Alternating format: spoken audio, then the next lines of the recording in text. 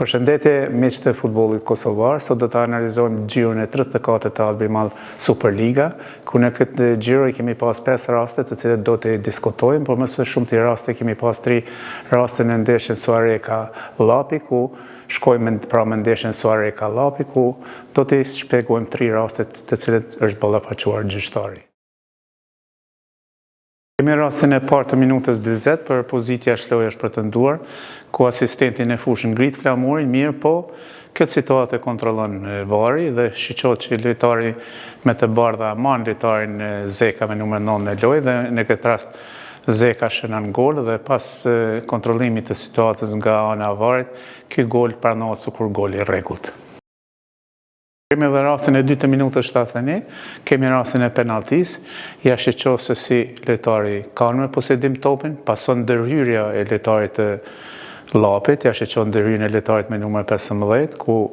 në pronësitë e topit është lojtari me numër 8, ja shiqohet ndërhyrjen si është, ja kjo pamjet pasporte si kemi me të mira, domethënë ndërhyrjen në rrugën e lojtarit, i cili ka mundësi të kroson apo të plasoj topin direkt në port, kurse ja shiqohet se si lojtari me numër 15 i Llapit pengon, këmbën edhe djatën edhe të majtën dhe kështu që pas rishqimit të varit, gjyqtari Shala akordon penalti. Kemi edhe rastin e 3 të minutës 90+, edhe këtu kemi një penalti ku lojtari i Llapit luan me dorë, do t'i kemi pamjet edhe tjera, shihet që dora është e larguar nga trupi, ja shiqohet sa është nalt dora, domethënë dora mbi sup, ku në këtë pozitë laterale, dhe me të drejtë gjyqtari pas rishqimit të varit akordon penalti, ja shiqohet dora si është, domethënë është mbi sup nalt, domethënë zën hapësirë, është pozitë laterale dhe me të drejtë gjyqtari pas rishqimit të varit akordon penalti. Në këtë ndeshje ndërmjet Malisheves dhe Feroniklit kemi një rast në minutën 24 ku kemi penalti, ja këtu kemi qitë në mënyrë të zmadhuar, ja shiqohet dora lyp topin, ja shiqohet ka mundësi lojtari i Feroniklit që ta pasoj topin të lojtari numër 88 apo më thonon që do të dilte pozitë mirë të shënuar, mirë po